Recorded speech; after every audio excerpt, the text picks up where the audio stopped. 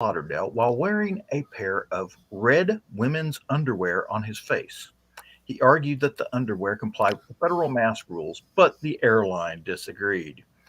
In reality, WSVN reports that Jen was against the mask mandate, decided to wear the underwear as a way to challenge it. He would eventually be escorted off the plane. That's it. Time for the show. Oh, well, guess what? I forgot to go to the start broadcast button. So we came in the middle of your news story, John. I'm very sorry. Didn't even record the intros. Oh, no. And I'm sitting here going, oh, yeah, everything's going. Oh, wait a minute. What? I know. I kept saying, the show will start soon. The show will start soon. And I kept looking like, That's all on me. All right. Yeah, well. I did my part. Yeah. I did my part. I didn't do nothing. It screwed up, and it was my fault. And I'm man enough to accept the blame. Where's Joe and Lewis and Skunk when we need them? Stuck in Skunk's been MIA for a while, hasn't he? Well, he's busy with the wrestling thing. Yeah, he's got that. And apparently, he doesn't even get home from work in time to do the shows. So, what happened to my celery? It got green screened. All right, let me turn that off here. I've got to shut off the distracting iPad. There we go. And, well, the green room was a lot of fun last night. Oh, really? Yeah. Oh, yes.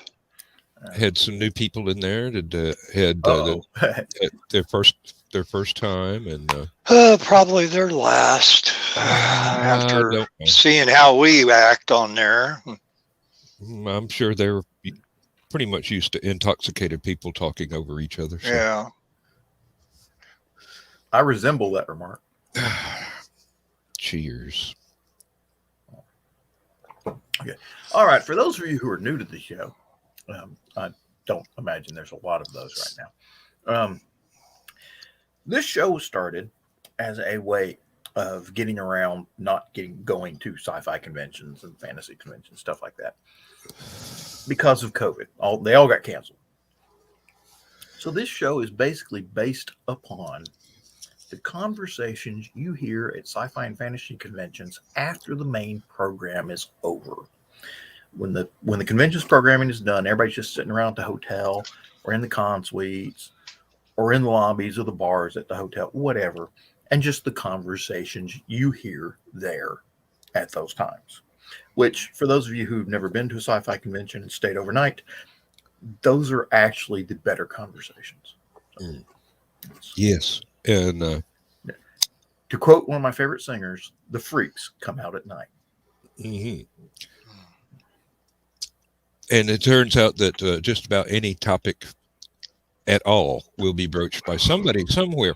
And if you're going from one location to another in the hotel, and it is after that day's events, you can just wander up and catch a few phrases of some conversation and know, hey, I've got to get in on this, and just stand there for a while and then say something or don't. And when the topic changes again, you can float around to another conversation. It's a lot of fun. We're looking forward to going back to being able to do live conventions here. Hopefully nothing will happen to mess up the one or two that we've got.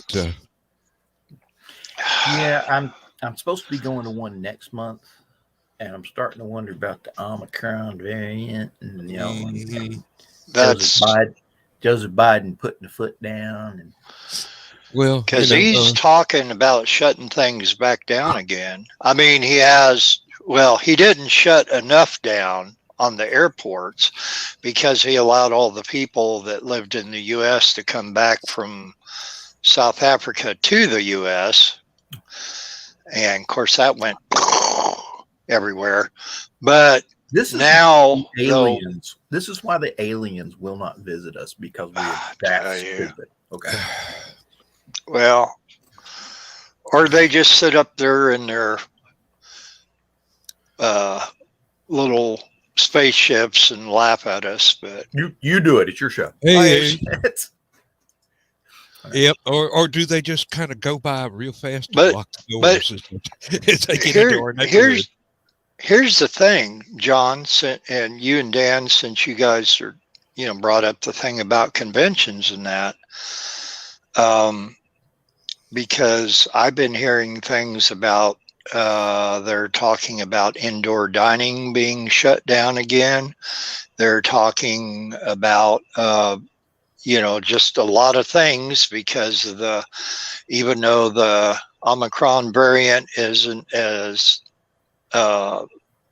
serious as the Delta, definitely isn't as deadly, but it spreads a lot quicker than the Delta or even just regular COVID-19.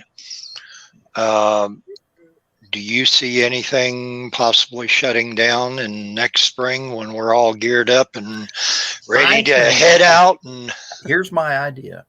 If they want to stop from spreading this virus, they need to quit making people fill out W-10 forms or 1040 forms and pay taxes, because we do it every year, and it's about time everybody gets sick. So, well, the child tax credit ended a couple days ago. Was the last payment that.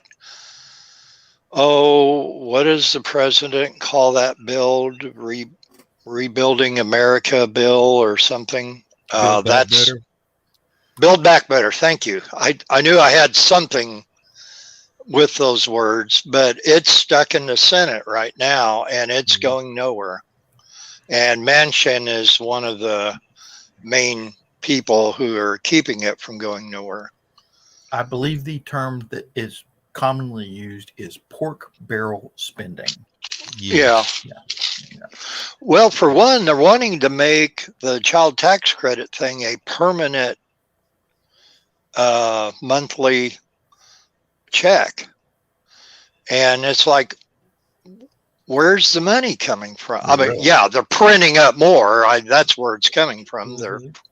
But still, that's going to come back to bite us in the rear end. For having children. Yeah. You got 50 kids? You're pay up. And it's been said that if they do get it passed, that they're going to do double payments starting in February. Yeah. So to make up for the time lost, I guess, or whatever. If I were emperor of the United States, it could happen. One of the first things I would do is get rid of the income tax. Make it a flat tax, sales tax sort of thing. National sales tax, and it would be based on what you're buying, like WIC items and necessary pharmaceuticals. Blood pressure meds, old people meds, all sorts of stuff like that. Insulin. What's the thing they take for allergies? The EpiPens. Yeah. No taxes on that stuff. Really? No. And there never should have been. The ones that are being price gouged, cut them back to what they should be. Basic food items, 5%. Just your regular, milk, bread, spaghetti, that sort of stuff.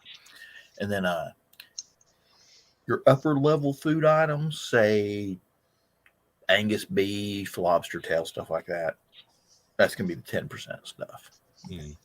Your basic clothing items will be in the 5%, like school clothes, that sort of stuff. Your more fashionable clothes will be 10%. The $200 pair of running shoes, that's going to be 15%. It's your average car. Your average car will only be 10%. Luxury cars will be 15%. Limousines, yachts, jet planes, that sort of stuff for personal use will be 20%. Yep. Here we go. There's a good question, Ace. What about fuel? Fuel, that's a good one. Because I personally, one of the things I would do if I were emperor of the United States, is I would force the U.S. government to start switching over to biodiesel for all of their diesel trucks, as many airplanes as we can run out. I'm not sure exactly how the biofuel for planes works and stuff like that. But the National Guard, every year they send out hundreds of vehicles to go train and stuff like that, using up all sorts of diesel fuel. Those are multi-fuel vehicles. Yep. You basically, all you got to do is go in and tell the computer, hey, we're going to be running biodiesel, and they're good to go. Yeah, it just switches over the compression and all your snow plows, everything the federal government has that basically runs on diesel. Instead of paying Saudi Arabia for oil, start paying the American farmer for soybeans. Soybeans. Matter of fact, there's lots of crops that the leftovers that you can't use for food can be processed for biodiesel. And then tax the heck out of petroleum fuels, but don't tax the biofuels. Hey. Not so much. Yeah. And maybe encourage electrics. Hybrids and electrics. I don't think electrics are actually going to solve the problem because you got to get the electricity from somewhere. Nuclear. If you've got a nuclear plant you can plug into somewhere nearby, yes, build more. Yeah, but I think hybrids are actually going to be the way to go. So that's I think tractor trailer rigs. That's one of the problems. They don't want to go electric because there's no infrastructure for electric tractor trailer rigs. Yep. And you either have to spend billions of dollars on infrastructure or go hybrid, where they're using a smaller diesel engine to move the truck. And once it gets up to speed, it goes electric. So that's why Tesla wanted to do a completely electric truck. I'll never know. That's because they can. Yeah. Right now, the top selling truck, of course, is the Ford F-150. It's been that for how many years now, or decades, but it continues to be the top selling truck because of the F-150 electric truck. And now they have so many orders in, they can't keep up with the things. Now, I don't know how that is compared to the other, but. Hey, Chris, thank you. Chris says since '78, that's when the first F-150s came out. Okay. Yep. And Ace has got another good question here. You think they should get more made in the USA products again? Absolutely. Matter of fact, it shocked the hell out of me that we have to order chips for some of our defense contracts from overseas, and we can't build those chips in the United States. I'm like, who the hell thought up that damn contract? Hell, Beretta had to build a plant in the United States to make M9 pistols before the U.S. military would adopt them as their primary sidearm.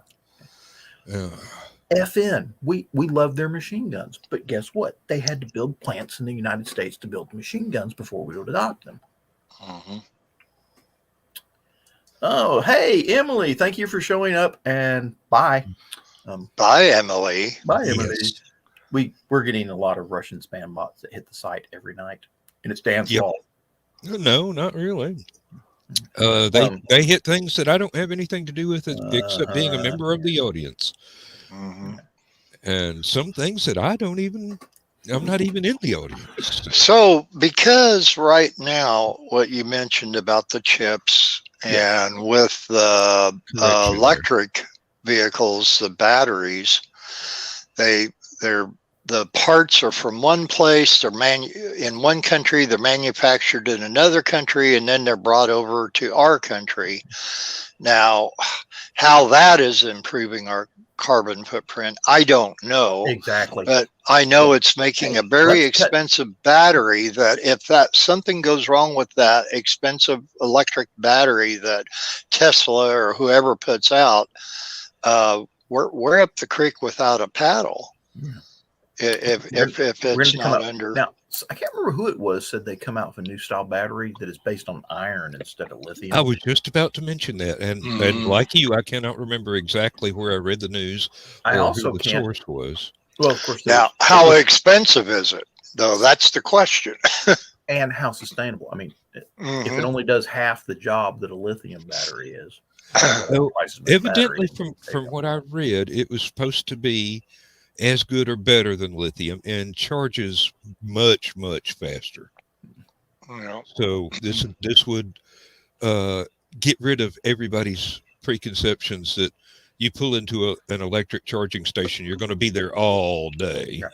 For those of you who are younger than us, okay, you may not remember the energy crisis of the 1970s. Okay.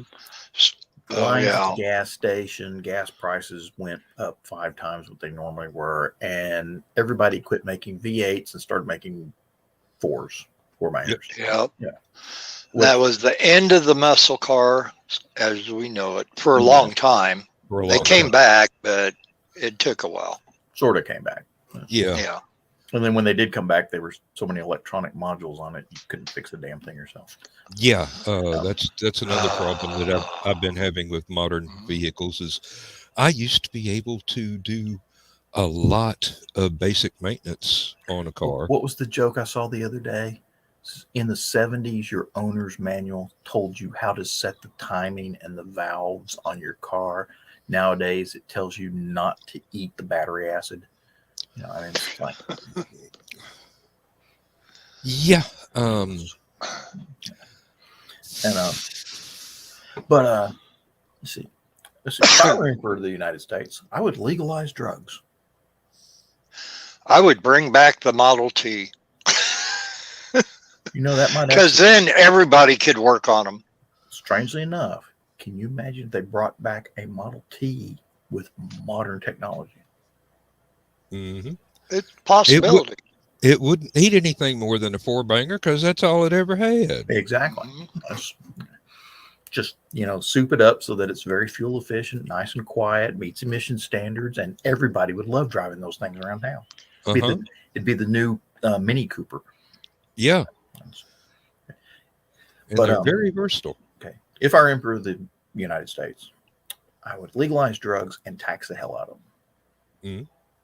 And then anybody selling drugs in the United States without a license. Well, that's what Illinois has done already. So, and they're wanting to tax marijuana even more now. They're throwing a third tax on there. Proven money makers all, and it's almost a self-correcting problem.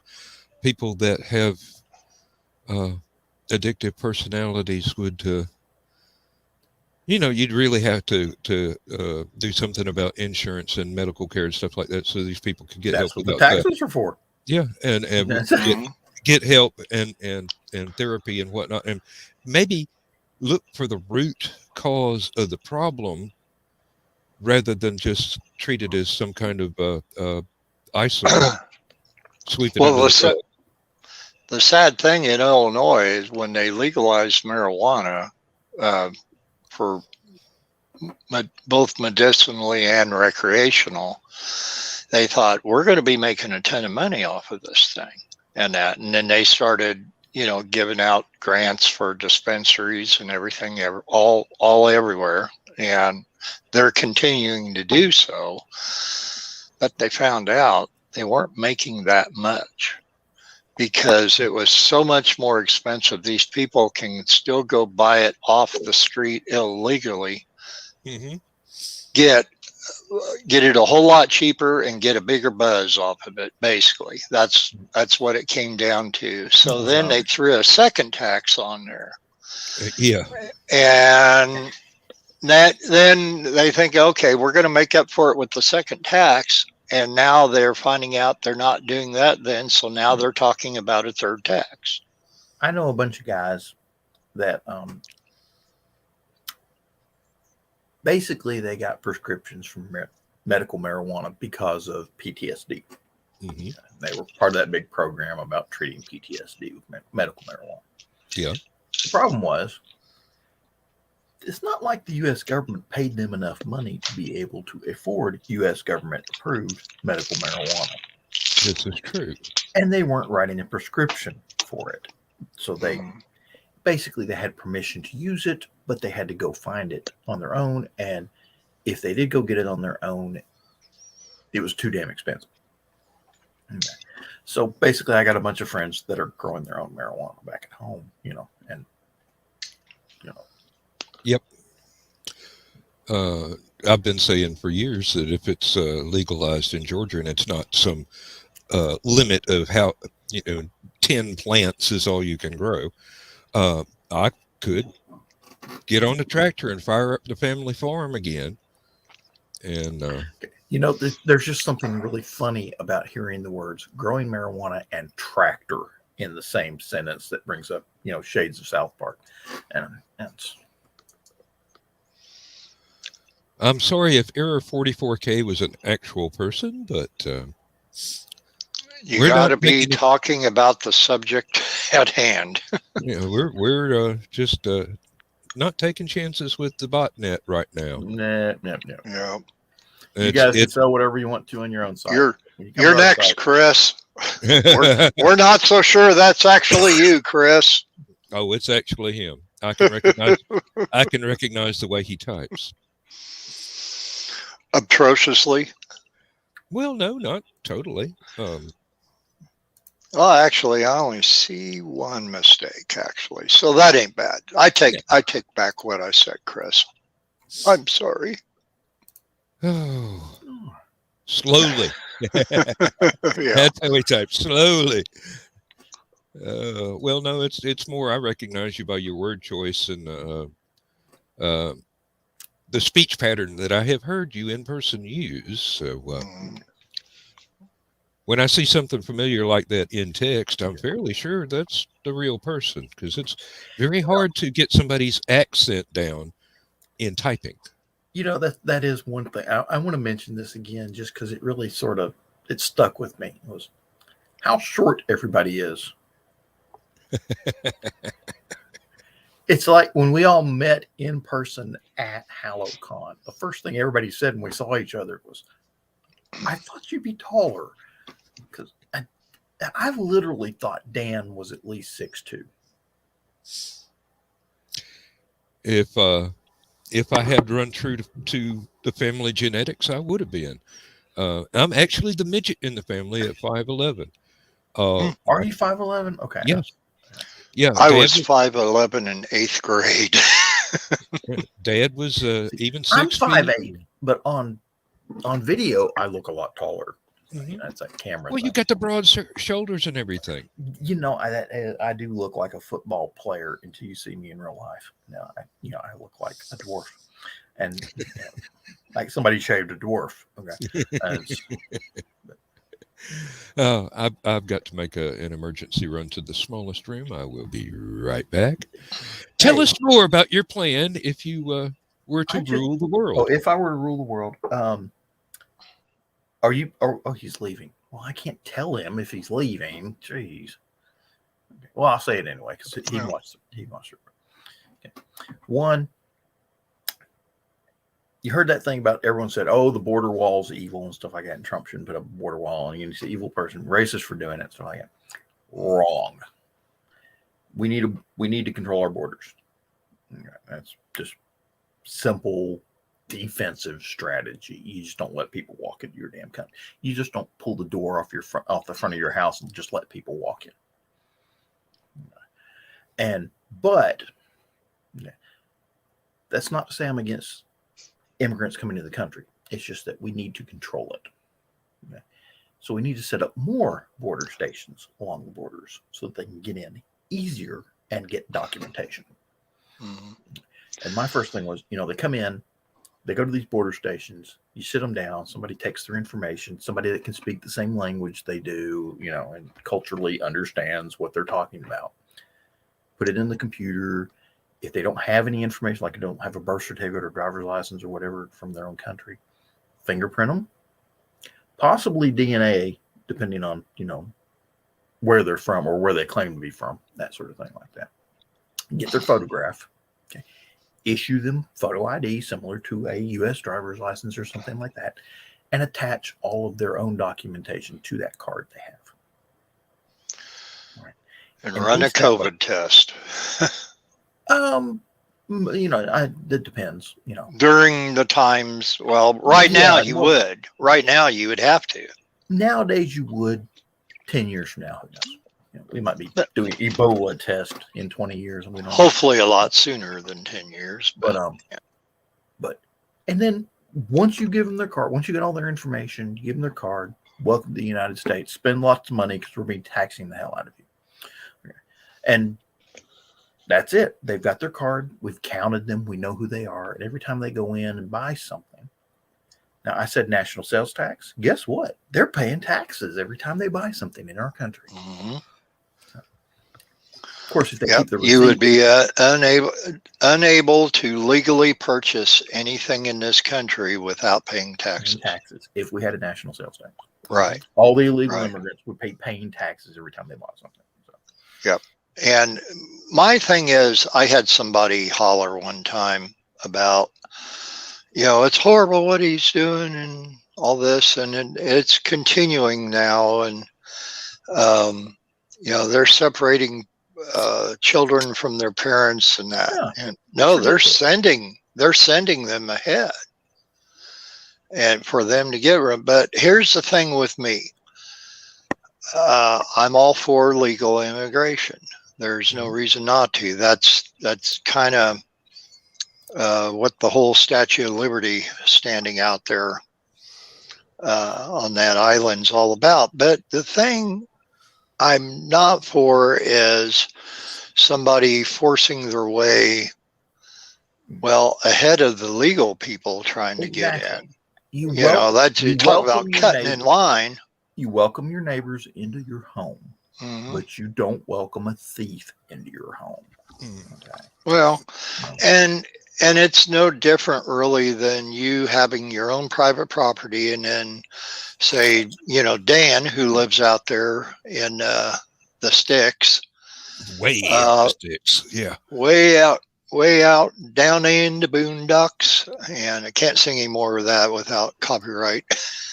Way down south in Dixie. Yeah.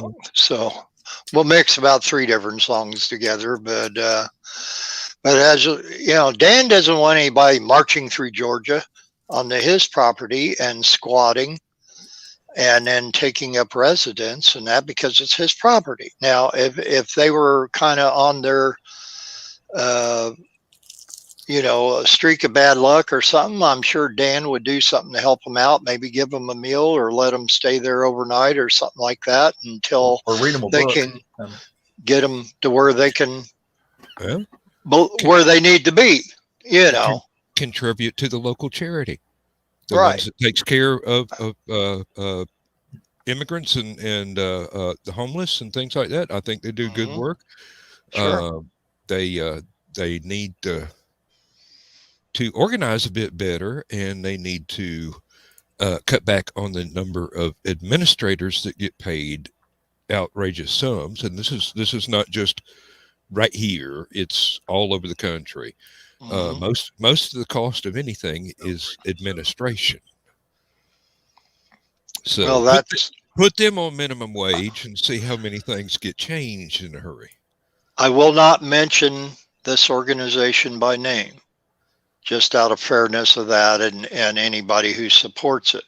But when I worked at Lowe's Home Improvement every year, we had a couple representatives from a certain organization to where you could donate part of your paycheck to their charity, and they would redistribute that throughout different charities.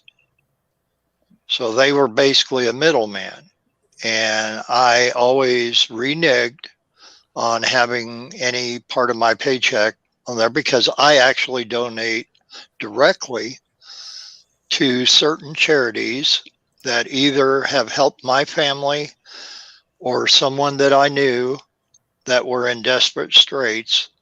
And a real quick example, when my father first got cancer and while all the red tape was flying everywhere, and he had to quit his job because of that, because he was in the hospital, and his insurance was plubbing on him with his meds. That the Salvation Army came and paid for my father's medications for 2 months straight. And I will tell you, it wasn't like his medications was Tylenol and baby aspirin. I mean, he had a lot of medication. So I will forever donate to them, whether by way of dropping coin in the kettle or making a separate monetary donation sent to our local Salvation Army chapter.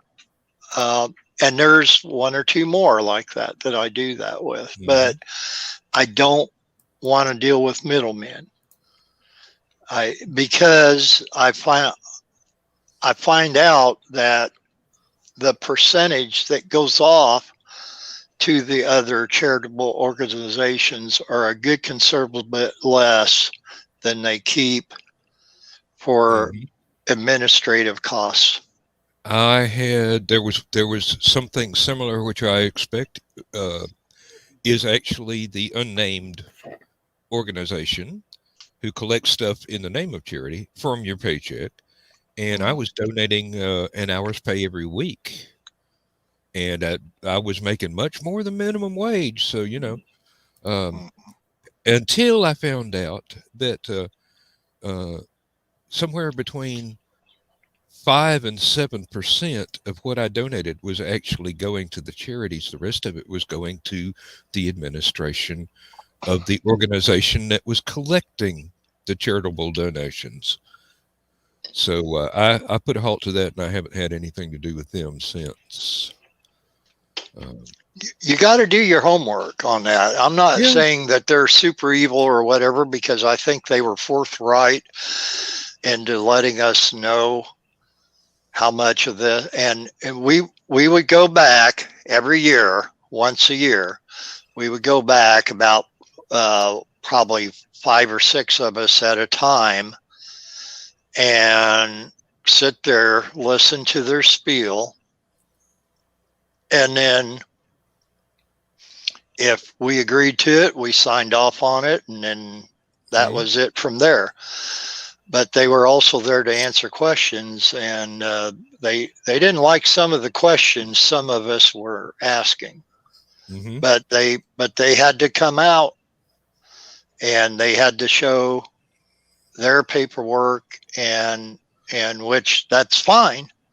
I'm glad they were honest about it, but to me, that was about the only thing I agreed with them on. Yeah, I've got no problem with somebody making a living. I just got a problem with not making an honest living. Boy, was that hard to phrase so it was diplomatic. There are a lot of things that we could do better on. There's a lot of things. All right. I'm going to throw this news story out here just because it's kind of interesting. Oh, okay. There's a guy in Wales, okay, and he's petitioning the local government so that he can go and dig up the local landfill, because he was an IT worker, and he used to mine Bitcoin, cryptocurrency, back in 2013, well before its value skyrocketed. And in a mix-up, he accidentally threw away the hard drive its access key was stored on. Oh, Lord. He says, and he went back to his drawer, and he opened it up, and he found a blank 20-gigabyte hard drive in his drawer instead of thousands of Bitcoin. And he's been lobbying the local government to allow him to excavate tons of trash in the landfill as part of an attempt to find it, but local officials are refusing to let him. Let's see. Anyway, he's trying to get in there because apparently, from what I understand, let me see, he's got from what he had on that drive, if he can access it, it's now worth $500 million. Well, if this were the United States, the next news story you'd hear that was that the local government who owned the landfill had started excavating it themselves. Yeah.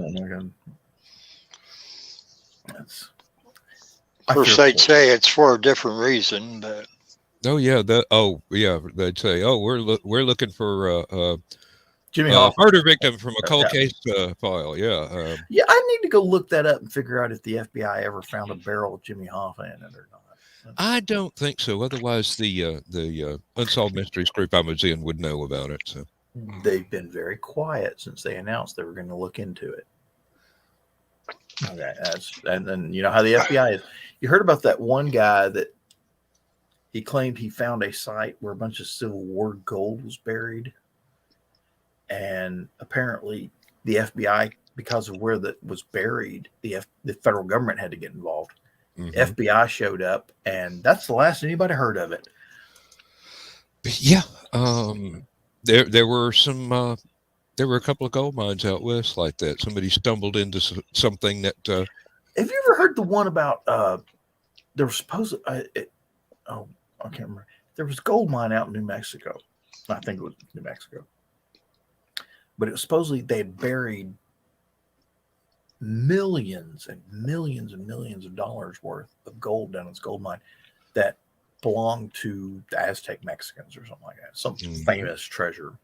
Okay. And supposedly they finally went out there and checked it out, and the United States government cordoned off the area, stayed out there for a few months. Several high-ranking government officials, including Lyndon B. Johnson, went out there to look at this gold mine.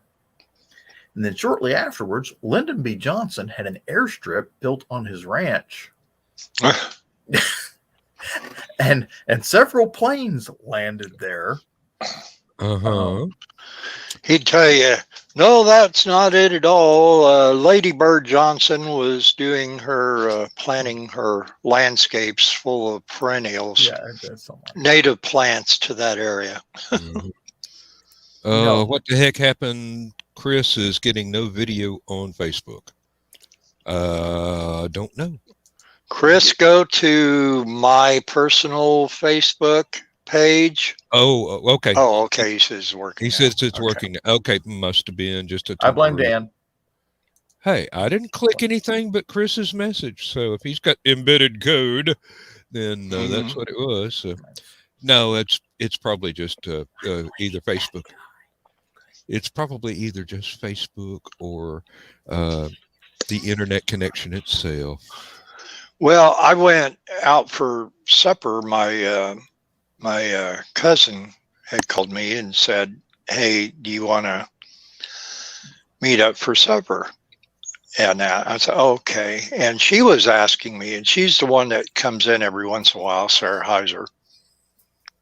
And she's got this thing about getting in and making sure she's tapping on the right thing. And I've showed her before. So we went over it again tonight. I'm surprised I haven't seen her on there. By the way, real quick,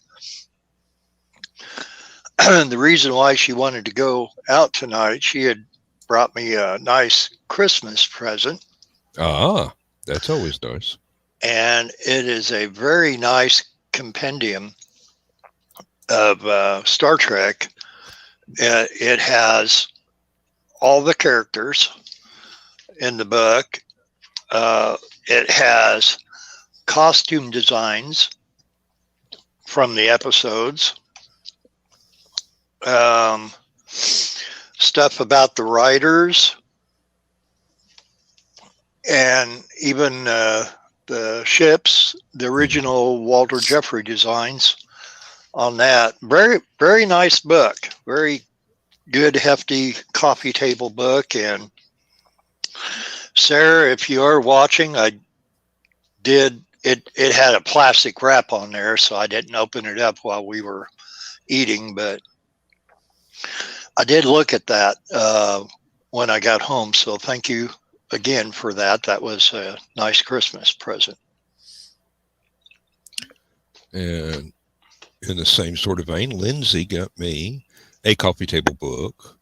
One of the co-authors is Brian May of Queen, and it is on the moon landings. And it comes with a pair of 3D glasses in the back cover of the book, and they're I love those kind of books. 3D photos in there. And evidently, they're not the red and blue. There's some kind of a polarization technique instead. So I am looking forward to going through that with the funky looking transparent glasses I on. love those kind of books. I also love the books that had the little records built into them, like the flexible floppy LP record and stuff like that. Yeah. Chris, I'm sorry you're having internet problems. All right. Yeah. And I say you can go on my Facebook page, Chris, and I've shared the show on there too. So I don't know if that'll work any better or not. Or go to the YouTube channel also. Right. Thank you, Chris. Keith Richards turned 78. Betty White turned 100. What was it, yesterday? I think, yeah, something like that. Yesterday or day before. And she's planning a big party. And ironically, she looks a whole lot better than he does. It ain't well, let me say. I better not even say that. It's Keith has had some less than stellar experiences in his life. He's had a hard life. It's not easy being a rock star. But he's a trooper. Well, I'll tell you, he's hung in there long as anybody I can think. I admire all of them. They're, Okay. I finally found it. Let me see here. Apparently, there was $30 billion worth of gold hidden in this place. It was called Victorio Peak, and it was in the White Sands Missile Range in New Mexico. Okay. And let's see here. And the beneficiaries allegedly including former President Lyndon B. Johnson and individuals connected with the U.S. Army, the Central Intelligence Agency, and organized crime. Don't those overlap a lot?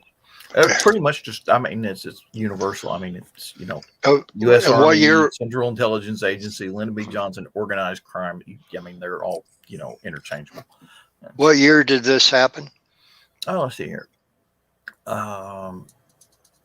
Between 64 and 77, depending on which part of it.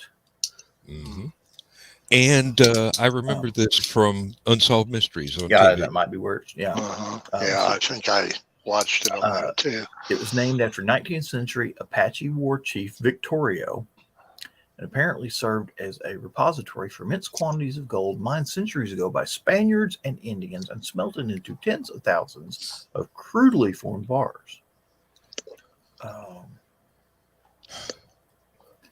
It was first found by a man named Milton Ernest Doc Noss, who is a fascinating character. As they describe it here, he was one of the most fascinating characters to ever held a six gun. And it shows him and his wife, Ova. They reportedly went in one day and removed 350 gold bars from there. And that's how everybody found out about it. It's kind of hard to cash in a gold bar at the Golden Pantry. That's the one problem with gold. Yeah. He went up there deer hunting and came back with a gold bar. Hey, I'd trade that. What they say, any day hunting is a good day.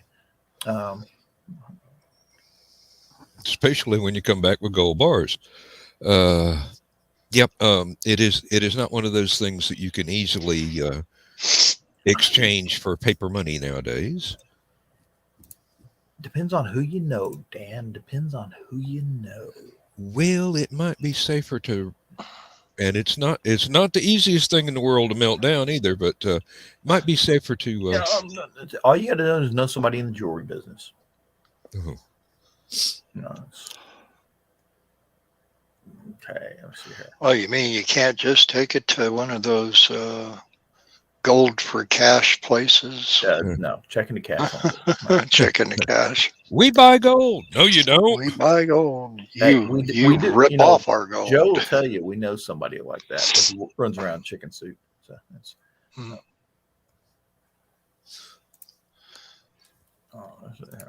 All right, I posted that little link on there just in case anybody. Oh, good. Thank you. Thank you. That'll be a nice little story for people to read if they want more detail than we have time to go into here. That was something else we got into in the green room last night. We got talking about conspiracy theories, and they are fun, aren't they? Yes. Shows and stuff, and ghost stories and all that. My favorite conspiracy theories, though, are the ones where everybody says the guy's a nut, and then something happens to prove him absolutely right. That he was, he knew exactly what he was talking about. Everybody else was like, "Oh, that's crazy. You're a nut." And all of a sudden, it's like, "Damn, he was right." It's like, or the guy that says, "I've got the goods on them in this briefcase. I have all the evidence," and then that guy disappears. Or winds up committing suicide by getting shot in the back of the head 3 times. Yeah. Yes. Mm-hmm. It's happened. I don't know what kind of gun he used, but I don't ever want to see one. Yeah. I don't ever want to be in the same room with one. No kidding. It might ricochet. Keith Richard he's only 78? Yeah. No, Chris, you're lying. Nope. I've been reading it on Facebook all day. Not like 178. Yeah. I mean, it's got to be. Well, that's about how old he looks. But the man is the epitome of hard rocking. If you had led that lifestyle, you would not look young anymore either. I'll tell you what, even though back in the mid 60s, Dan, Keith had that hard, stony face look. Oh, I know. I mean, none of them were. I was there. Yeah, there are some he people looked like an old man back then. Yeah. There are some people in this world that never look young, Well, and that was the one thing about the Rolling Stones that they said that kind of differed them from the Beatles. First of all, none of them were good looking. And they said, this is the bad boys that the girls want. The Beatles were they were the guy next door, so to speak. The fat boy. And because of Brian Epstein, had the Edwardian suits on and the Italian boots and that zipped up the side and really nice. Other than that, long hair of theirs, doggone it. But other than that, they looked really nice and acted nice. And then you had the Rolling Stones that walked around in sweatshirts and baggy pants and and looking like they worked in a garage or something. Well, basically the Beatles came off as, even though they came off as wealthy people until they got famous. They weren't. I mean, from a wealthy family, and the Stones looked like working class. When in reality, both groups were working class. I remember the one interview. It was in 1969 in Toronto when John and Yoko had their bed in for peace. And this one woman came in. She was an American journalist, and she was talking with him. I know her name as well as I know my own, so evidently I don't know my own name. But she started going on about what they're doing now and everything being really silly, and what does this really mean, John? It isn't going to amount to a hill of beans that you two are laying in bed for a week, and we're all supposed to do a story about it. And John basically told her, says, well, I'm sorry that you wanted, the Beatle John Lennon who sang Hard Day's Night, and she loves you and that, but that's just not me anymore.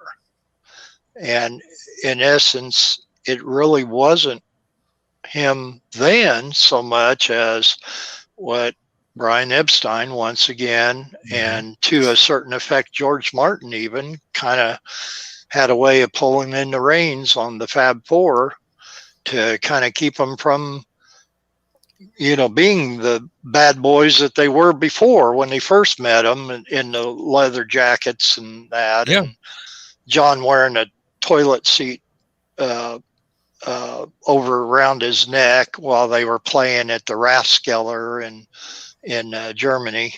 I mean, they did a lot of crazy things, and Brian really changed them. He really, really changed them because he knew their potential. And at that time, America would not be ready for them as they were. No. There had to be a better presentation of 4 people in a group. So hats off to Brian, but then hats off to the Beatles, who kind of went a different way afterwards. It's amazing the number of coincidences that had to happen for 4 guys with that much talent to get together and be able to learn more along the way and keep going as long as they have. And still the 2 survivors are still making music and doing all kinds of things. Paul's got the number 1 album. McCartney 3 is the number 1 album. I don't doubt it. And if any of those coincidences had not happened, then we might not have the Beatles as they are today. It would be something totally different and might not even be them. Mm-hmm. Might have been Cliff Richard and the Shadows. Well, hasn't that always been the question, though, as far as the Beatles? If the Beatles were back together again, they were all living, what type of music would they be playing? I've been hearing that since... Oh, they'd make up something the new. day they broke up, yeah. They would. They would make up something. They would get bored and make up something new. And then they'd get bored with that and make up something else new. Mm-hmm. Over and over again. And that's pretty much what the 4 of them have always done best. Well, they always did their own thing, and it was always original. And then everybody else followed suit. Boredom is a very powerful engine for creative types of people. When a creative person gets bored, they will find something to do. And if they don't like what's been going on and what seems to have been the normal state of affairs, they'll come up with a brand new idea, and it might face a little bit of kickback at first or from people when they present it to the public, but eventually it'll catch on and become the new normal. I heard somebody say one time in an interview on the radio, they said, well, if they were all together and with what was happening with, the end of disco and then all the 80s going into the syntho pop and everything and the new wave, and that they said the Beatles wouldn't do that. For one, because everybody else is, but for 2, they would go back and either do something completely different that nobody knew about yet, or reinvent something and put it with their music, such as classical pieces in with their songs and that. And they said why they might do something entirely classical or something so different like that. And then one of the other people chimed in and said, oh, Beatles wouldn't do classical music or whatever. Well, yeah, say that about Eleanor Rigby or Yesterday, Yeah. or you can go on and on and Anything that on. actually had an orchestra in it. Yeah. Mm-hmm. Yeah. I mean, and that's what led others to do the same thing. yeah. From that.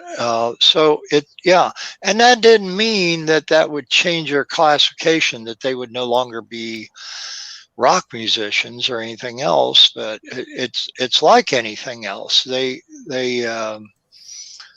say evolved, but they go down different avenues. Yeah. They always kind of come back, because that's what the Rooftop Let It Be sessions were all about. All those songs were the roots of when they were together.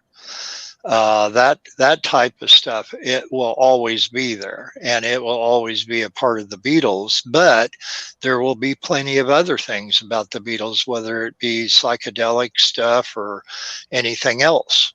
Yeah, there'd be just another comma and another genre added to the end of the Right. curriculum vitae. You know, basically the Wikipedia encyclopedia entry.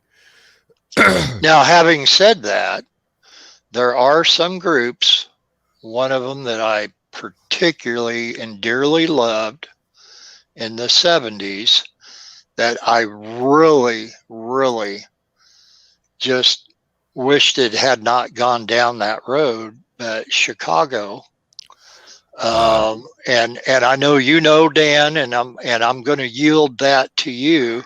Yes, because of the direction they went, wasn't just exploring another avenue; they went permanently. Yep.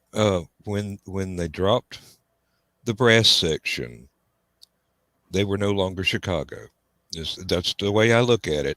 Might have been the same bunch of folks, but they could have just picked a new name and kept going, or the brass section keep the original name and get some more folks that wanted from the original band to keep doing the same style of music, and the ones that wanted to go off in this different direction that they went into, have them pick a new name, and they could always go formally with Chicago somewhere in the description, and that would have been just fine. But lost an awful lot of fans in that transition, and MTV could have helped more by playing the concert videos of the original band as through up till the transition, and then also played the stuff after the transition as well. Give everybody equal time. But sometimes I think that being any kind of creative is a constant state of reinventing yourself. Everybody expects so The much same out thing. of them. Yeah. Well, they expect everything to continue the way it has been, and you don't want to continue it that way. And if that was the case with Chicago, then I got no right to complain. But and Ace Bonnie, I think you're a lot older than what I thought you were, saying that you have actually seen the Beatles in concert. Tell us. He saw a Beatle in concert. Oh, a Beatle. Oh, okay. I see it now. Yes. Well, I've seen a Beatle in concert. I saw Paul in '76, the Rosemont Horizon, during Wings Over America tour. But yeah, I thought he saw the Beatles, as in all four. And I'm like wanting him to fess up of when and where. But Ace, fess up when and where you saw. And which one? And which one? Yes, absolutely. Yeah. I mean, we're going down rabbit holes tonight because basically I'm in charge. So I've got no idea what we're doing. And I'm late for a very important date. We haven't even given John too many things to look up to Google tonight. I have been looking up stuff on my own. Thank you very much. Well, I don't need your help to find stuff to look at on the internet. I knew you had a self-starter in there somewhere. Oh. Well, I was just so you know, I was reading about the new GM battery plants. Apparently, they're building 2 of them. One's going to be in Lordstown, Ohio. One's going to be in Spring Hill, Tennessee. Oh, yeah. Like an hour up the road from me. And it's kind of weird. Nothing in Illinois because they don't like Illinois anymore. Especially Danville. Sorry. Oh yeah, when the Central Foundry plant shut down, it devastated the community. You get Carl and Donna talking about that, and they will fill you in a lot more. I was younger then. I was so much older then. I'm younger than that now. But, yeah. Oh. There's karma for you. Okay. Iran sent an envoy to Yemen's Houthi rebels, and apparently he caught COVID-19. Huh? No. Sometimes life can be pretty ironic. Yeah, there's always some kind of horse by their own petard moment coming to people somewhere along the line. Cue the Alanis Morissette song. Yeah. All right. Which Jagged Little Pill was a wonderful album. I never thought I would like that artist, but somebody gave me the cassette of it and said, listen to it. When I was a kid, I was a big fan, of You Can't Do That on television. Yes, from Canada. Yes, indeed. And strangely enough, that's where Alanis Morissette got her start. She was one of the kids on the show. She was one of the kids on the show. I think she was 5th season, if I remember correctly, and one of the last seasons. Mm-hmm. And she was literally there for like the last season. That's pretty much it. But it was kind of funny, Comment. Yep. Here you go. Ace answered your question. He saw Paul McCartney in August of 2014. That's cool. Yeah. Yep. That is and true. To let's throw this up here real quick. We got this guy. What you got? Says hi. Okay. And then he's, what you talking about? All right. Just so you know, in case you haven't read our billboard, not that we have a billboard, but this is a show. Basically, these are the conversations you have at science fiction conventions and fantasy conventions after the actual convention program is over, and everybody's just sitting around in the hallways, the bars, the lobbies, the consuite, whatever, just talking. And we started the show over a year ago when COVID first hit and nobody could go to the sci-fi conventions. So it's basically a bunch of convention geeks just having whatever conversation. Mm-hmm. And just so you know, you can pretty much throw any subject out there that's legal on YouTube or Facebook. Mm-hmm. Yeah, although we kind of try and avoid political stuff because it's just a big thing. Yep. But like COVID. Yeah. Well, we try to stay away from COVID. Too late. Dan caught it. No. I told you not to talk about it. Okay. That's my sinuses again. Thoughts on the wheel? That is okay. Let me throw that. That is a good one. I don't know this one. Oh, really? Oh, that's the new sci-fi thing that's out there on TV. I've been reading all about it. What's his name? Jordan. Robert Jordan. From his series. Right. It's a very long series. Apparently, they're doing a really good job with it. Hey, what you got? What network is that on again? We have DirecTV here at the house, but the dogs have eaten the wires. Oh dear. That go from my satellite dish into the house to my bedroom, so I can't watch. They got tired of eating John's homework. No, they were chasing rabbits or rats or something around the house, and were trying to dig them out from underneath the deck and tore the cable out from underneath the vinyl siding. He says Amazon Prime. Amazon Prime. Thank you. Yeah, and yeah, it's supposed to. Hey, Have you seen it? What you got? Yeah. Hey, what you got? What you got? Mm-hmm. Oh, and while he's typing, we'll go back to this thing from Ace. Oh. The band came to his mind to look at Jefferson Airplane and Jefferson Starship, and just Starship after that. They couldn't make up their mind. Well, there was a lot of changes going on within the group at the time, and you had Grace Slick at the helm throughout the 60s, but then look who took over when they changed over the Jefferson Starship in the 70s. What was his name? Paul, was that Kantner? No. No. As lead singer. Now Paul was still with them, but he got thrown more into the background, especially when they became Starship. What was his name? And he went off and did his own solo career. Thank you. So, I was just about to. Leslie. What was it? Was it Leslie? Lindsey Buckingham. That was. Oh, okay. Yeah. Well, that's Fleetwood Mac. What? That's Fleetwood. Lindsey Buckingham. Mac, Buckingham Nicks. Then who was the one for Starship? I can draw his face if I had a pencil and paper handy. Hey, that's Bill's gig. It's great. And I can't draw that fast. I can. But no. And see this is an example of what we do. We just shifted from the Beatles to Wheel of Time to back Jefferson to Jefferson Airplane and are you ready yet?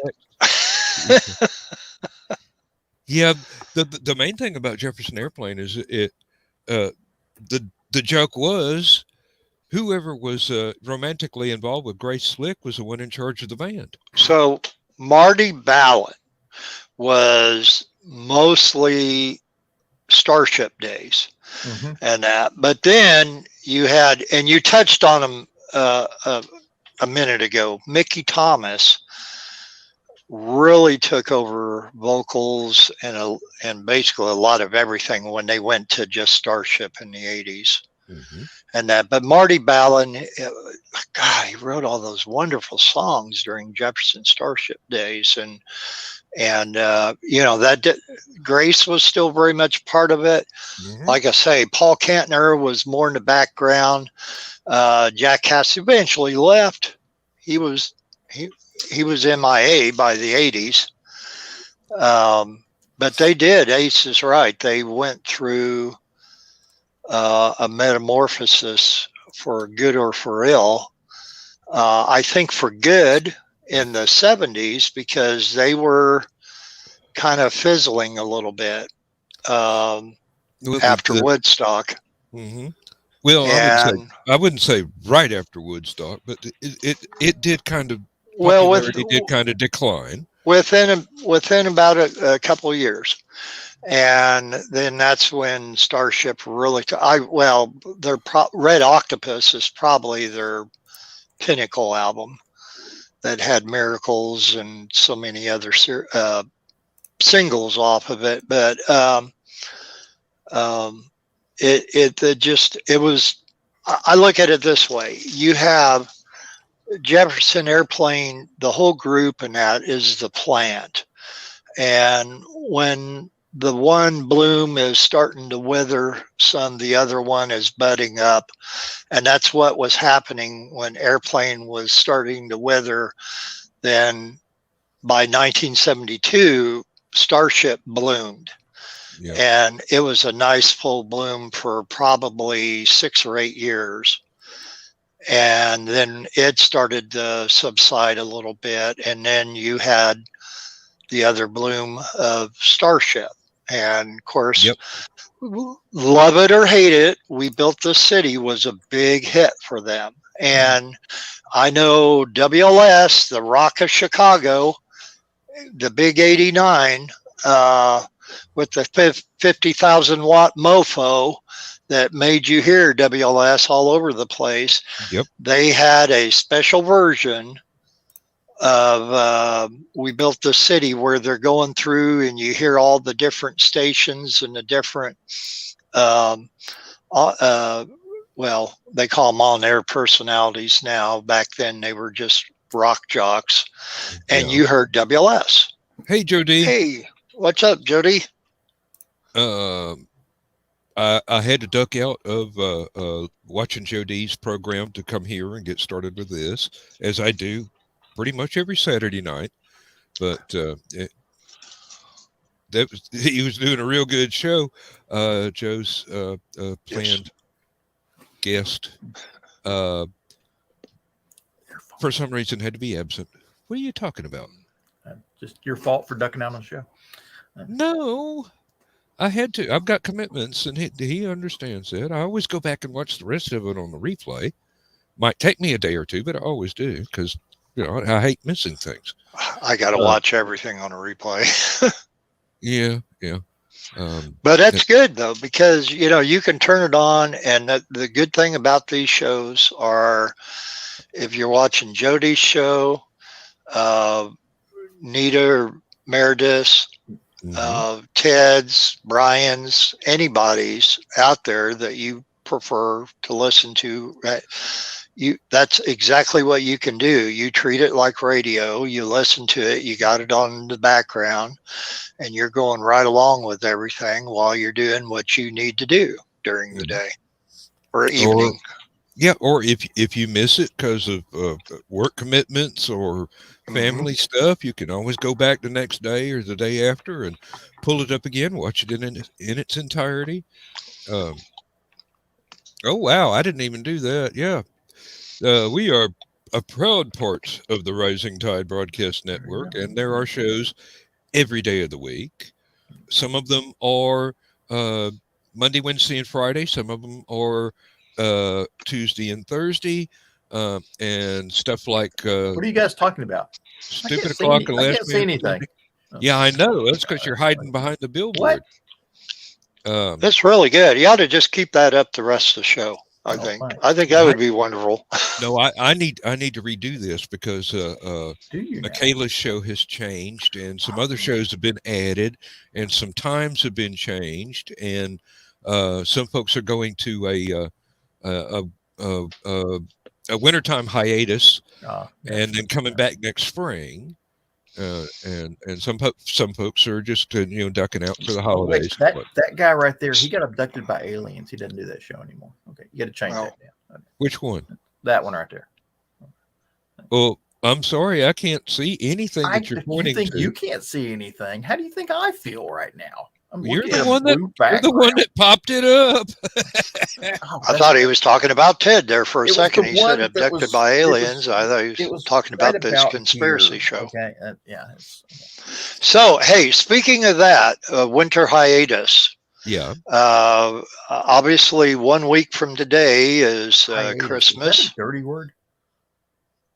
Hiatus. Hiatus. Is that like a dirty word? You're not calling me names, are you? Nope. No, well, not as far as you know.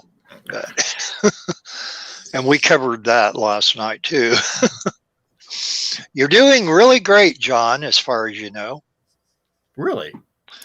We really think a lot of you, as far as you know. But I think Bill's getting in some digs here tonight, folks. I'm just reminding everybody. I got to take these off now because I only put them on because I can't read the damn comments without doing this. But then after a while, I got to take them off. No, I was just reminding everybody what we were speaking of in the green room last night, because typically anything in the green room stays in the green room until we talk about it on Stupid O'Clock on Saturday nights. Mm-hmm. Thank you. But no, what I wanted to ask you before we got too far. Whatever happens in the green room stays in the green room. Oh, we didn't give any details. The second rule is whatever happens in the green room stays in the green room. Until Carl screenshots it. Yeah. There was something that got screenshotted that wound up in the secret humor group that let's just say I was tagged in it, and leave it at that. Was I picking my nose again? Did I do that on screen? No. Okay. Yeah, you never pick anybody else's nose. You're so selfish. You only want your own. Next Saturday, Christmas Day, thinking there's not going to be a show. Or is there? For us? I have to go over to my mom's house and assemble children's toys, which is my annual Christmas tradition. Yeah. Yep. And I thought you were supposed to do that on Christmas Eve while all the kiddos are asleep. That's what I always had to do with all my daughter's toys. They never go to sleep when I'm there. I have to leave the place before they'll go to sleep. Dime-a-tap nap. Benadryl. Elvis has left the building. Go to sleep, kids. So no one has answered the question yet. What question? Haven't got the faintest idea. Probably not. That's what I'm guessing. We'll leave that to Joe to make the announcement on Thursday. It is his channel. Now, I know for those of you who were not in the green room last night, Donna wants a green room on Christmas Eve. So there will be one. Friday and night. What was the stipulation about that, Dan? There was something about opening it up if they couldn't be there right offhand, that it would be there for people to get in, or is that I can't remember. I can't remember what they ended up saying about that. I know they're going to have one, and then first Carl said, "Well, maybe it might be a little later." Yeah, and then Donna said something about where are we going or what, and then last thing I knew, Donna said, basically telling Carl she wants a green room. Well, all I know is I have family commitments that would keep me from being there up till the time that the family commitments have ended and I come home. And then Christmas Day, I do believe the plan is for us to go and spend time with my mama, because I don't take enough opportunities to spend time with my mother, and I'm really gotta have the mama time. Yeah.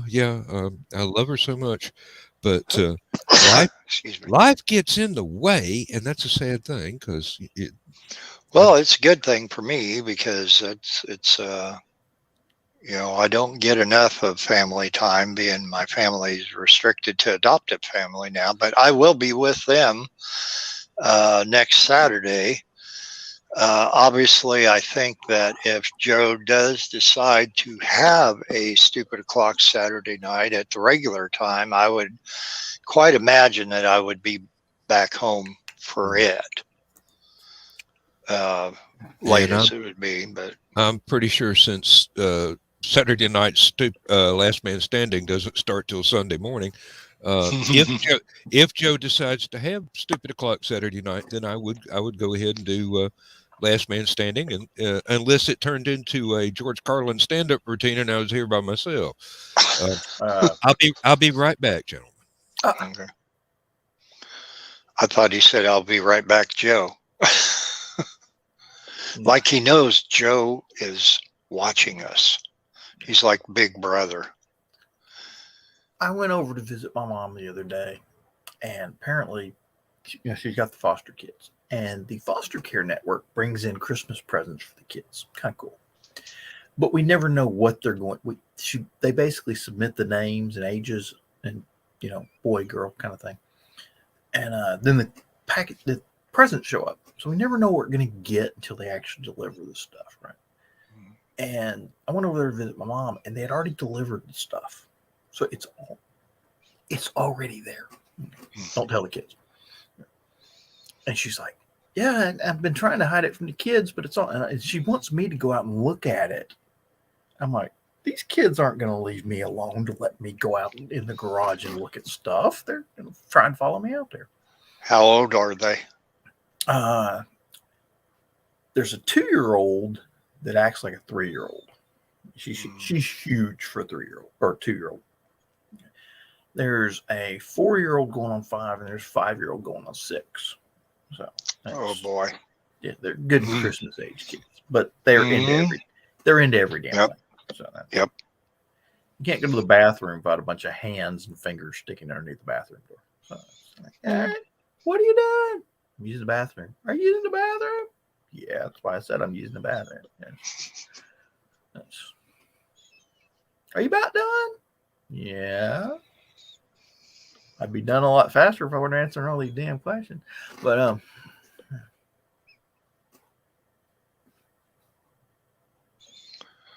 well, I know it's one of those things that when my girls were young, I did any type of assemblage. If it was a bicycle, Dad's going out to the shop for a while. Don't bother him. Yeah, really. But anything else? Let me tell you, it's that thing. I'm gonna charge that thing. Oh, I go with the corded ones because 1.6 amp. I got to have the torque. I bought myself. Strangely enough, that is actually what I'm gonna have to get myself for Christmas is a new cordless drill. Well, what I did, I bought my own little Christmas present a week or so ago. Went to Menards. I bought not a Dremel, but equally as functional and just as capable of a Dremel. It's a Performax 1.6 amp, and it was a 102 piece set altogether. So you had the 3 variable speeds on the rotary tool. Yep. And then all these little things. So I had to make, we made a little feral cat house out of a Stewart container. If the cat's in a house, technically it's not feral. That's just want to point that out. Well, the house is outside on the front porch. And it's a Rubbermaid tote. Well, it's not Rubbermaid, it's Stewart, but still. Yep. But let me tell you. See, one of my favorite I remember Christmas that day presents, will, Judy. Not yours. My two favorite Christmas presents of all time. I was a big fan of green plastic army men. And my mom got me a plastic mountain. It was the Guns of Navarone play set. Did Marks make it? I can't remember who made it. It was because they made everything of that nature. But, it was pretty cool. It had the little green army men. It had a landing craft for landing the American forces, and then it had the German forces were in gray, and they actually had all the German weapons and everything. It was like the coolest little thing. Came with artillery and barbed wire, all sorts of cool stuff like that. And then I had my Mattel 3-foot long Space 1999 Eagle. Yeah, I love Eagle One transporter. Those were wonderful. But I gave it to Erlanger. I donated it to the children's playroom at Erlanger Hospital. I bet they tossed it out too. Dumbass. Anyway, they're actually Eagle Moss, who makes all the Star Trek ships, are making Eagle One transporters now. Yes, they are, but they're like they're like 30. They're not the big like. No, they weren't the big, huge plastic ones that AMT or whoever it was. I had one of those as well. Mm-hmm. I had my Micronauts. I love the Micronauts back when they were cool. Marks did indeed make the Guns of Navarone playset. Really? I just looked that up there. And it's the 3-foot tall plastic mountain. 32 by 35 inches. Actually, here's one on here on eBay right now for $63.83. Looks like it's it has the. Well, here if I can bring it up to where. But that guy right there, yeah. It had the working elevator in it. Mm-hmm. For moving troops and shells around. It was kind of cool. Now, strange enough, though, the guns that were in it were actually just German 88s. They weren't actually battleship guns, but that's still, you got the effect. So we had some of the coolest toys back when we were kids. I had all the darn cap guns and every other darn thing we had. Oh, I had the Man from Uncle gun with a full briefcase and everything, where you had all the attachments to put a scope on it and turn it into a rifle and all this other stuff. It was the coolest thing, and I broke it somewhere down the line. But it was an electric. Well, no, it was not electric. You actually had to pull the trigger to make it work. But it was a belt-fed machine gun.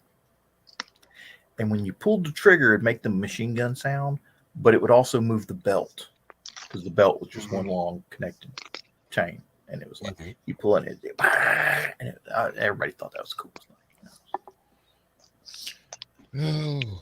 I can't remember. Had a Thompson submachine gun that was a water gun. And the drum, you filled it up with water. And you punched your finger on the trigger, but then there was a little crank next to it, and it went boop, boop, boop, boop, boop, boop, spitting them out little by little. Of course, the zebra pellet. You had the zebra guns, the little zebra pellets. Yeah. And then yellow pellet things. What was the flying saucer disc that shot? Oh, the tracers. Tracer disc. They were tracer disc.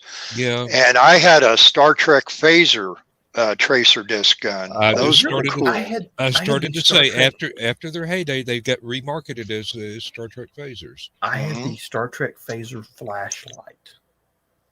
It looked like the original series phaser, but it had a flash, and it was basically just you pulled the trigger and it'd make phaser noises, and there was a flashlight. But what's cool about it was you take the cone off the front end of it, and it had these 3 inserts. It had a silhouette of the Enterprise, a silhouette of the Klingon ship, and a silhouette of the Romulan ship. And you could put it in there, and you could actually have little space battles in the dark on the ceiling by shining the lights around. That was cool. I had the big blue communicator walkie-talkies. I had those too, but I also had the Space 1999 Comwalks that were walkie-talkies. Yep. I had you'll love this one. I had the Moving On CB radio. From the TV series Moving On, and it was a walkie-talkie, but it looked like a CB radio. That was a big thing back in the 70s. My friend down the street, I had the communicator walkie-talkies, but my friend down the street had the bridge console, the command station one or whatever, that Mego made.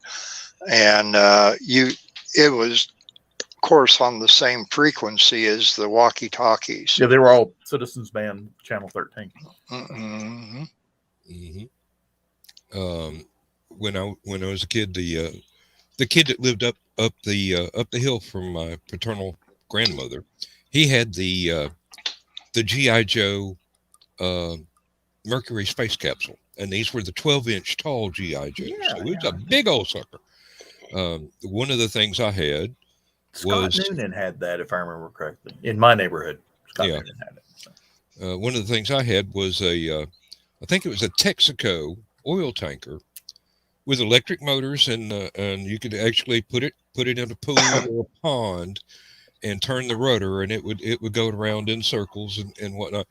We put it in this cow pond, and had to wait for about an hour before it got close enough to the shore for us to be able to get the darn thing and turn it back off. It was a lot of fun. It was about 2 feet long, maybe 2.5. I had a model. It was pretty cool. My brother had the other one, it was like a 3-foot long plastic model. Once you put it had electric motors and batteries. It had this neat little gizmo inside of it that would turn the rudder every so often.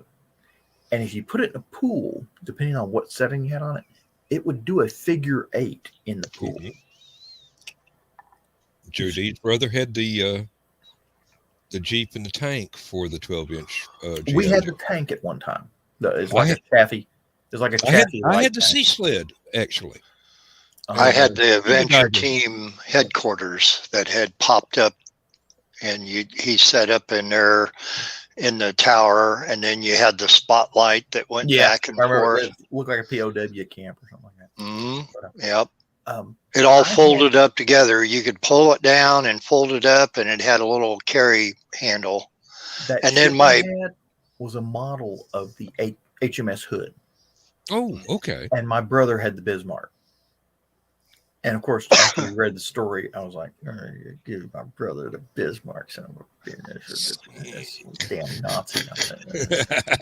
John's over there playing Sink the Bismarck on the record player. Let's dip into a coincidence here from fandom. John Pertwee was on one of the missions to sink the Bismarck. Who? Wow. Exactly. No. In real life, though, right? I mean, in real life. Oh, okay. Yeah. That's what I thought you were alluding to. It wasn't a Doctor Who script. It was his life before he went into acting. He was in the military. So, Ian Fleming. Apparently, there were these 3 guys in Britain. Okay. Ian Fleming. Okay. David Niven. And what's his name? Played Saruman in Lord of the Rings. Christopher Lee. Christopher Lee, yes. All 3 of them. All 3 of them are involved in British operations, special operations. And apparently all 3 of them sort of knew each other. Mm-hmm. Yeah, just, from the community, so to speak. And Ian Fleming, when he wrote the James Bond series, modeled James Bond off of David Niven from his acting and commando times, because David Niven was actually an officer in the British Commandos. Mm-hmm. He stopped his Hollywood acting career to go back to England and volunteer for the military after World War I broke out, or World War II broke out. Excuse me. And it's kind of funny. There's actually a record of him. He gave a speech to some of his men before this mission they were supposed to go out on. He goes, and he told his men, he says, "This is a dangerous mission." He says, "I don't want to lie to you about it." He says, "But the good news is you only have to do it once. Whereas I will have to recreate it in Hollywood with Ginger Rogers."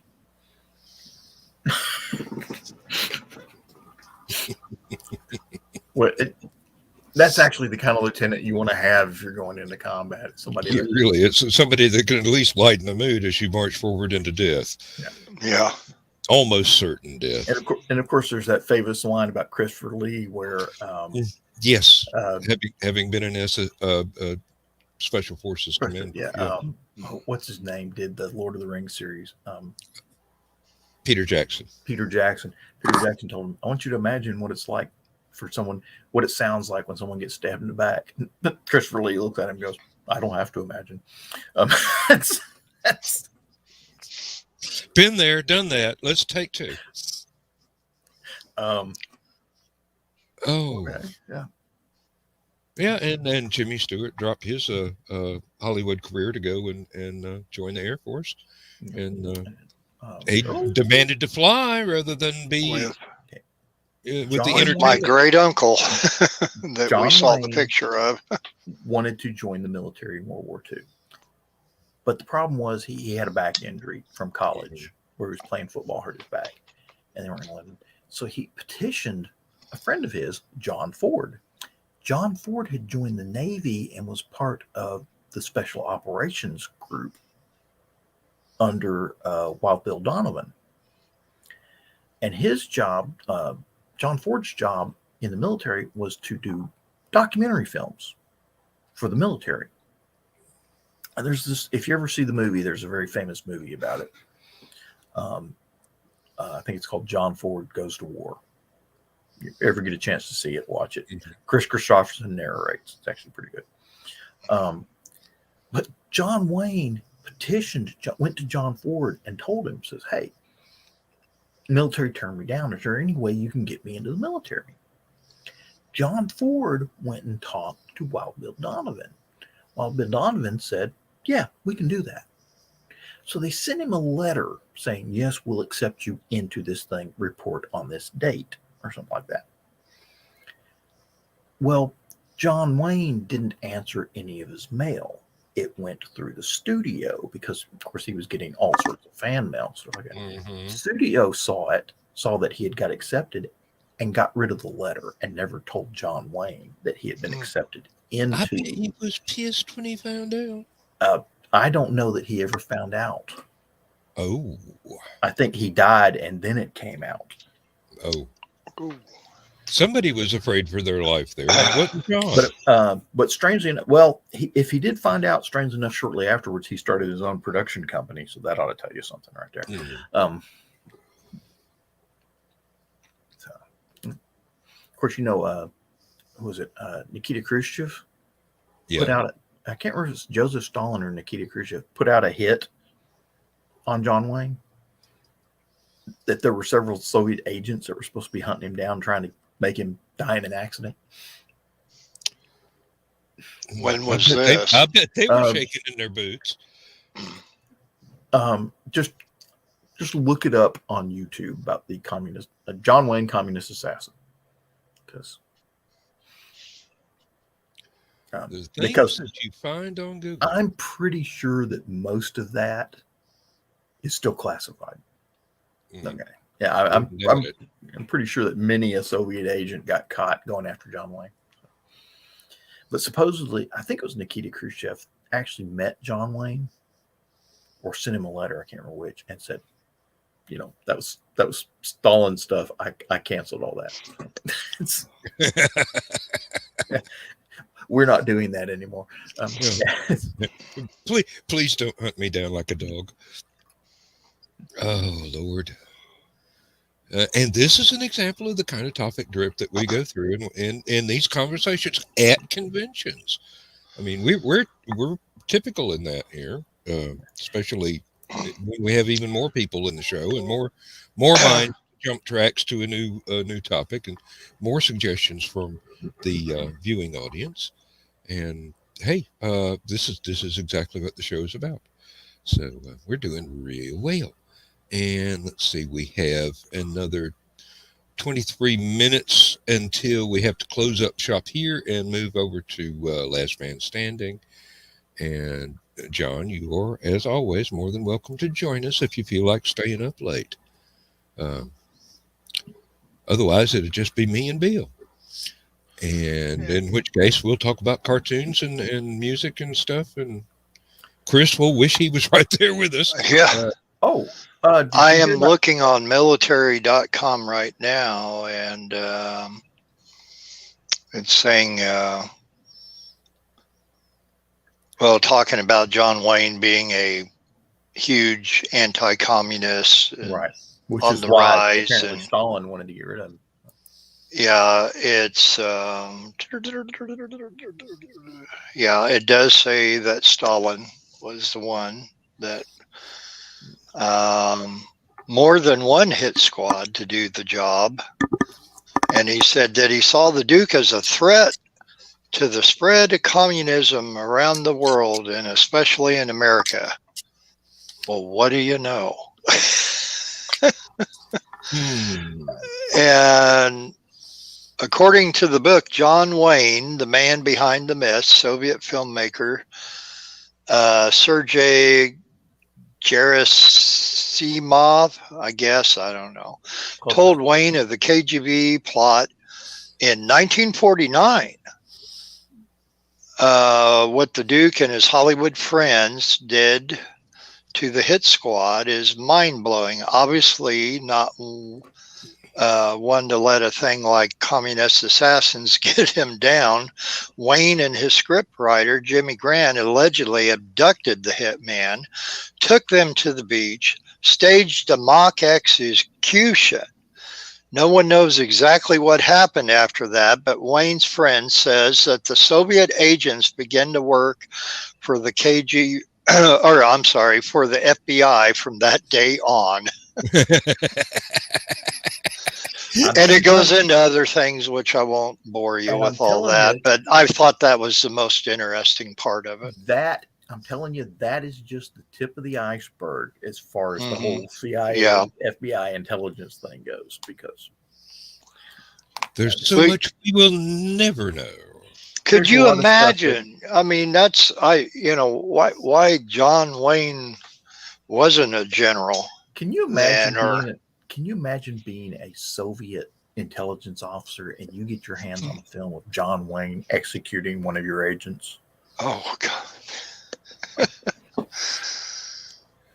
That definitely put the fear of God in him as far as sending in any more. But obviously there was more than one squad that went after him. And how much you want to bet they went to snipers after that? Well, see, 1949, and I'd almost thought that it would have been closer to the Vietnam days, but obviously closer to Korea. Yeah. Because they were still doing the commie, that was a red threat back then. So. Yep. So was it 1950 that the Korean War started? Something like that. Here I am writing stories in the era. And yeah, Dad went in 51 as a radio operator. He was stationed over in Germany for a while. Then Laura's dad went in a year later, also stationed in Germany, but then he went to Tripoli. It started on 25 June 1950. Okay. And then technically it never ended. So they got the date is 3 years later. Yeah. 27 July 53 is the de facto end. Yeah. Dad got out in 55, I think, and then Laura's dad got out in 56. That's the thing. My dad never talked about Korea. We knew he was in the war, that he was in the army, he was a radio man, which anyone who knew my dad was huge into amateur radio and all his life. Tried to get me into it passionately, wanted to get me into ham radio, but at the time I could not get the code to do I could do small things. If you did it slow enough, I could understand and send and receive some code.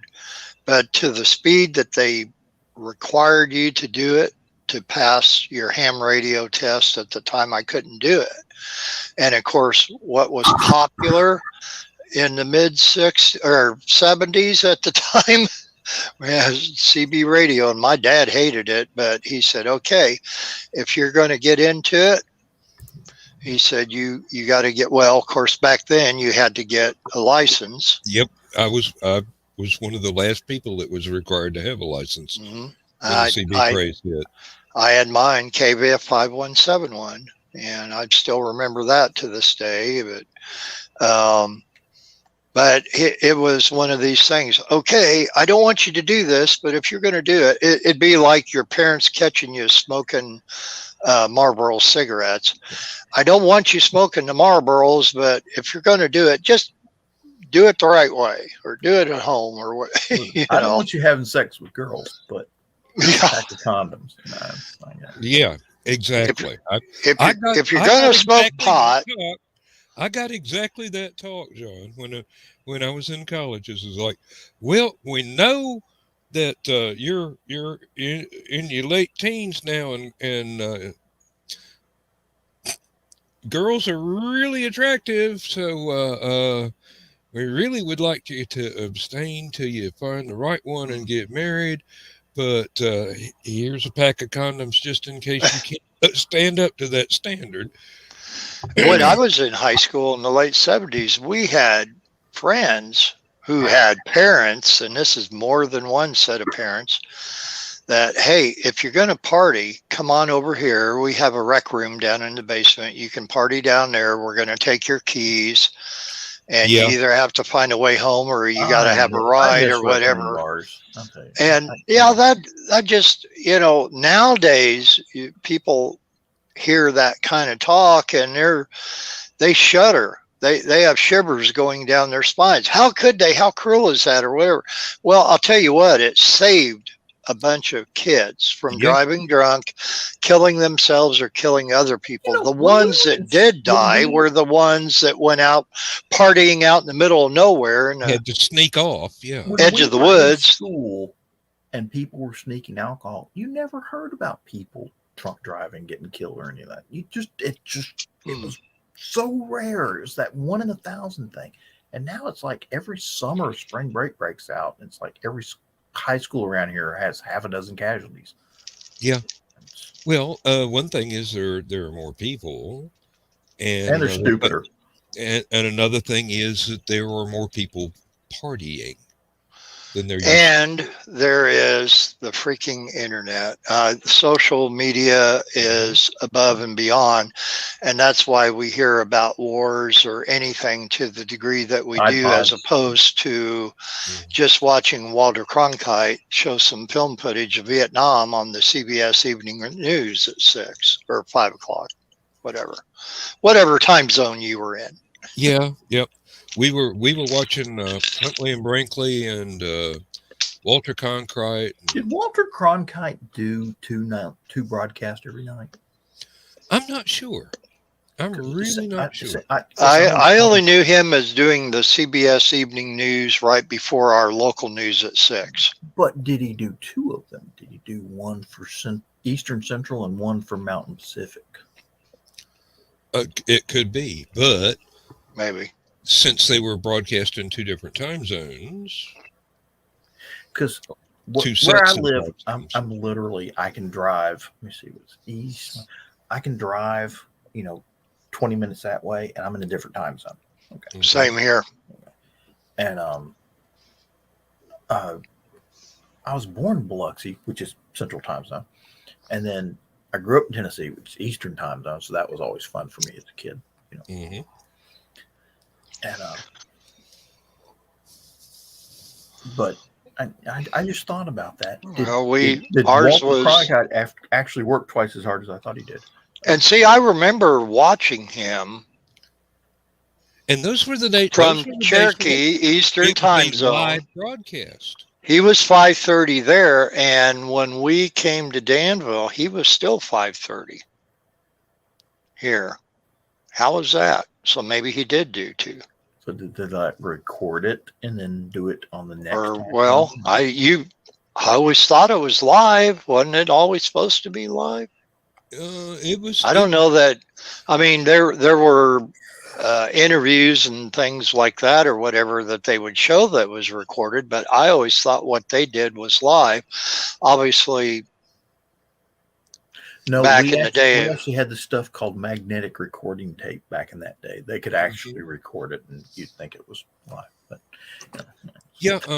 I could see the sense in doing something for East Coast and then doing it again for the West Coast, because I think by the 4 hours later after the East Coast broadcast, you might have it's like brand new news. CNN, if I'm not mistaken, actually has 2 sets of studios. I might be wrong about this, but they actually have a Eastern Central studio and a Mountain Western studio, even though they do the same news every 15 minutes. They change it up. There's a different personality doing the news for that region or something like that. I can't remember exactly. That makes sense. I know when I first got the Dish Network back in the day, in the mid 90s, whatever, late 90s, there were a lot of those stations like that, whether it be CNN or Fox News or MSNBC or whatever, and you would see East Coast, West Coast, whatever. Well, it's like what was the one? Stephanie Abrams on the Weather Channel for forever. Mm. Okay. She does East Coast Weather Channel. Okay, so she wakes up like 5 o'clock Eastern Standard Time to start doing the weather. Well, she's already done for the day and gone home by the time it's 5 o'clock in the morning in California. Mm-hmm. I don't know who they wake up to be quite honest. Yeah. And that's the thing. Oh wow! And that reminds me, I've been watching some reaction videos, and some of the ones are people in different countries, and usually Europe, reacting to just how big the U.S. is, because they some of them don't have any idea that we could fit most of Europe in between the east, yes, in between our East Coast and West Coast. I mean, we'll shove them all up into Minnesota. Well, if it was North Dakota, we'd have room for them all, and they'd probably have bigger property. John, I've had an epiphany. And so if you saw that, it I started out like this, and then it went. But this is how you control your borders. You invite all those in. They build all their houses neck to neck all along the borders. My idea was you have canals to move water. Okay. Mm-hmm. B, you put in a high-speed railroad along the southern border. And C, you've got the wall and fence to keep everybody from falling into the moat or crossing the high-speed railroad tracks that are electrified. But I want the moat monster. Where does the moat monster come in? Hey, we have alligators. Yeah, This Florida is the got United States. Florida, Louisiana, Southern Alabama, Florida, all you guys alligators start breeding. You got all kind of alligators. I mean, there's even up here in Northeast Georgia, there's one golf course that has in their water hazard an alligator, which makes it a par 4 water hazard. Yeah, really. It's like nobody's going in that pond after their golf ball. I almost got up close and personal with an alligator down in Selma, Alabama, in the river.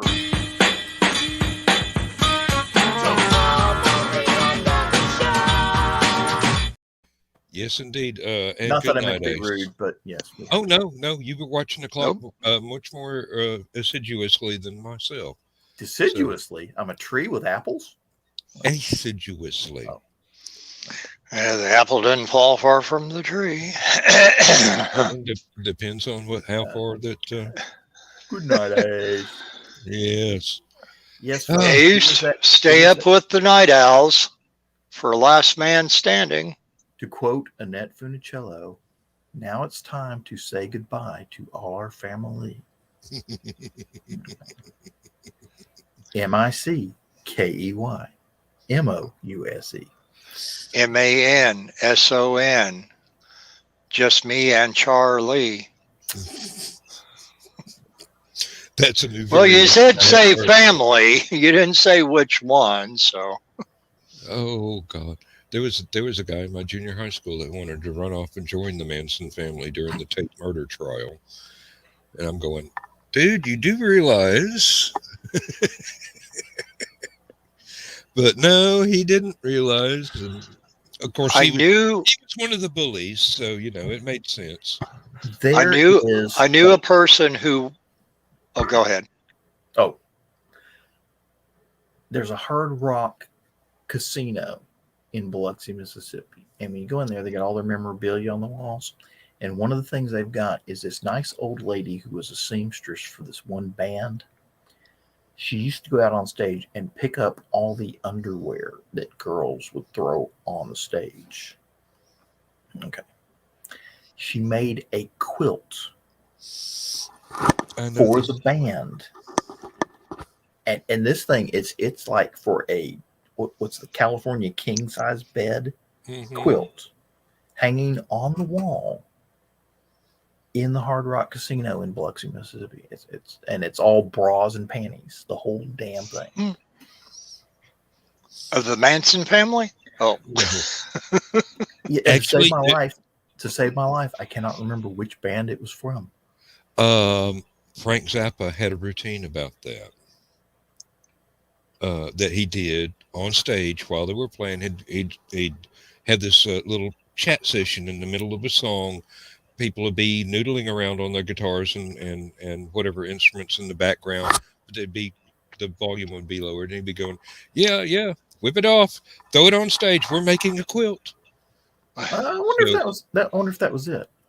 I don't know.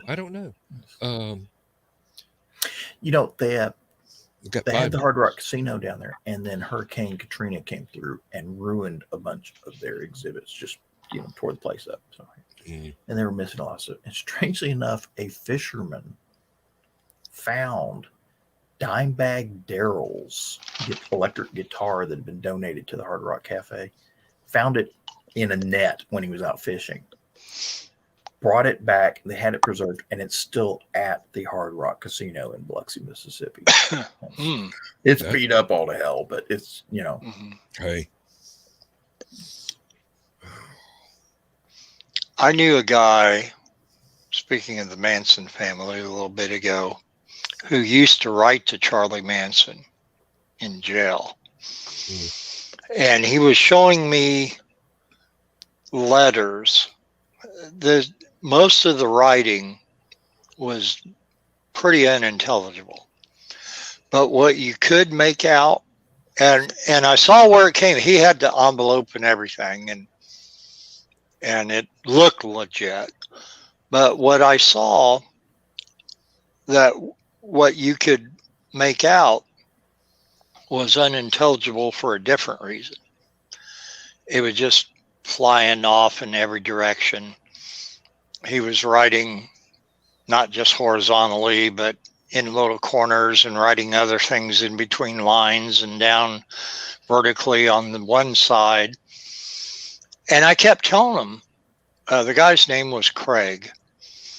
Kept telling him, I said, "Craig, why are you writing this guy?" He goes, "This is interesting." He just says, "He's fascinating. I'm going to write a book about him." "Yeah, you and 50 million other people." "No, I'm going to do it. I'm going to do it." And I said, "But Craig," I said, "this guy is demented." I said, "Now, what happened with the Manson family was eons ago, and this was back in the 80s when he was writing Charlie." But I said, one thing, or even if he slips a cog, he's probably got people out there that can find you like nothing, and then you'll be gone someday. You could be walking down the street, and here comes an old van down there, and they grab you, and and it won't be Cheech and Chong. But that would be a fun road trip.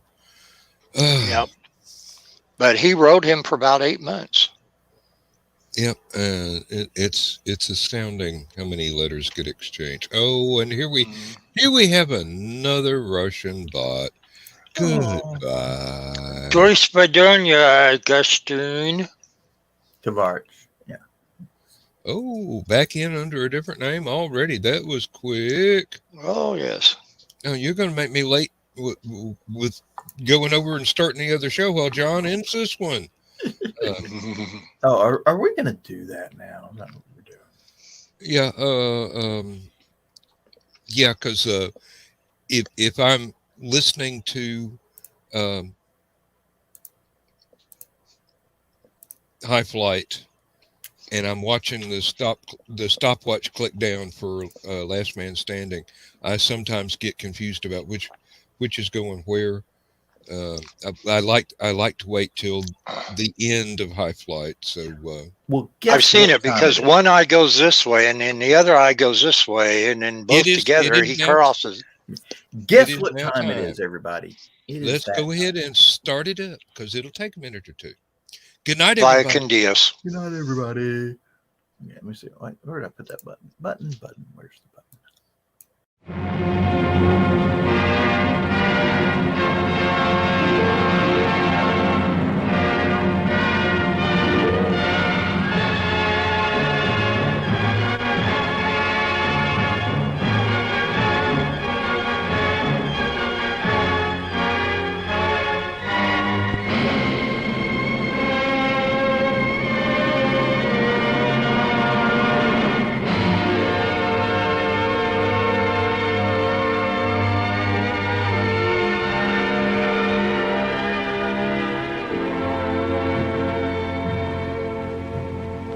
I have slept the surly bonds of earth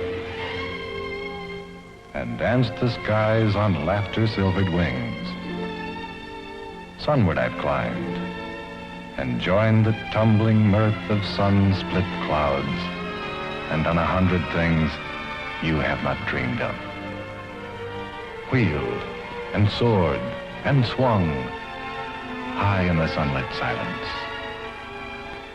Hovering there, I've chased the shouting wind along and flung my eager craft through footless halls of air.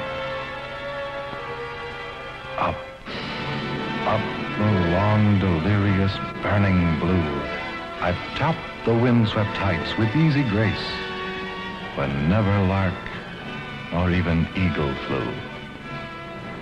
And while with silent, lifting mind, I've trod the high, untrespassed sanctity of space, put out my hand and touched the face